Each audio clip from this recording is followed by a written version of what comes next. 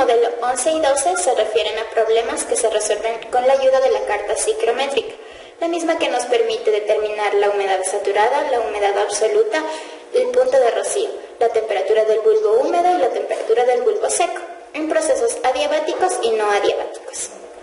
A continuación, Fernanda les va a explicar sobre la resolución de un ejercicio adiabático y otro no adiabático. Ejercicio número 12. Carta psicométrica. Fuente: Problemas de operaciones unitarias. Ingeniería química. Autor: Moreno. Capítulo 1. Ejercicios propuestos número 2. Objetivo: determinar la temperatura del punto de rocío, humedad relativa, humedad absoluta, volumen específico y entalpía del aire húmedo a partir de la temperatura del bulbo seco y la temperatura del bulbo húmedo. Se dispone de aire con las siguientes características: temperatura del bulbo seco 32 grados centígrados, temperatura del bulbo húmedo 21 grados centígrados. Calcular utilizando la carta psicométrica: A. La temperatura del punto del rocío cuando el aire se enfría a presión constante. B. La humedad relativa. C. La humedad absoluta. D. El volumen específico húmedo. E. La entalpía del aire húmedo. Para resolver este ejercicio utilizamos una carta psicométrica con temperaturas a condiciones normales en grados centígrados y presiones atmosféricas de 1 atmósfera. En esta carta se han trazado las líneas principales para ayudarnos a resolver los incisos necesarios.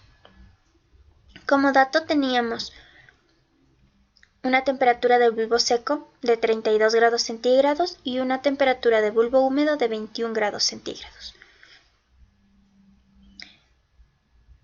Trazamos rectas que se intersecan en este punto. Este punto nos permite determinar las propiedades.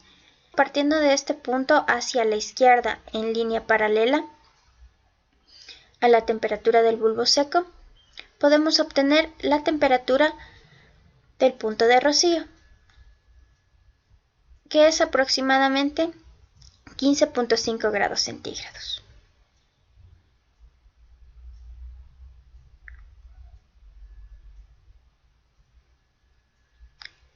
Luego procedemos a obtener la humedad relativa. Esta línea trazada de color amarillo nos indica una humedad relativa en este punto. Para determinar la distancia se debe tener en cuenta esta distancia 1 y sumarle 30% de humedad relativa. Si esta distancia total corresponde a 10% de humedad relativa, esta distancia 1 corresponderá a aproximadamente 7% de humedad relativa, por lo que la humedad relativa será aproximadamente 37%. La siguiente propiedad para determinar es la humedad absoluta. Del mismo punto, partimos hacia la derecha en una recta paralela a la temperatura del bulbo seco y obtenemos que la humedad absoluta es aproximadamente 11.2 kilogramos de vapor de agua sobre kilogramo de aire seco.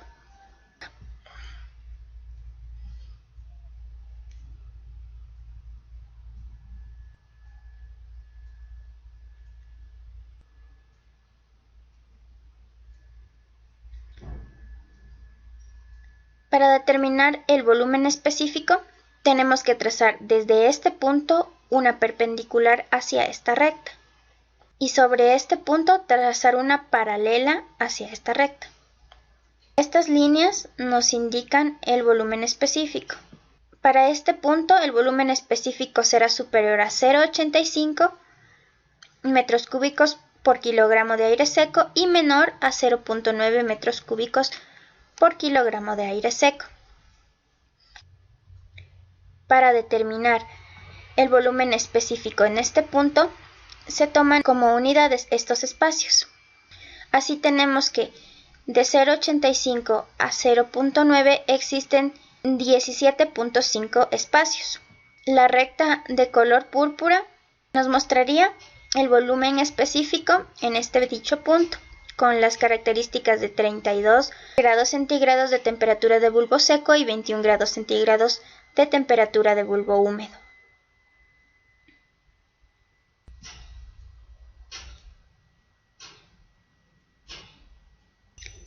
Es decir, que el volumen específico húmedo va a ser igual a la suma de 0.85 metros cúbicos por kilogramo de aire seco iniciales, más lo que correspondería a los 10.2 espacios, posición a la que se encuentra el punto con las condiciones dadas. Resolvemos la operación por regla de 3 simple y el volumen específico resultante es 0.8529 metros cúbicos por kilogramo de aire seco.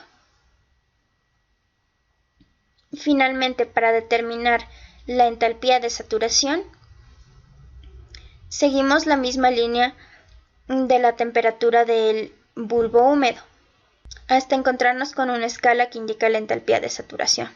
La entalpía de saturación marcada para este proceso es de 61 kilojoules por cada kilogramo de aire seco.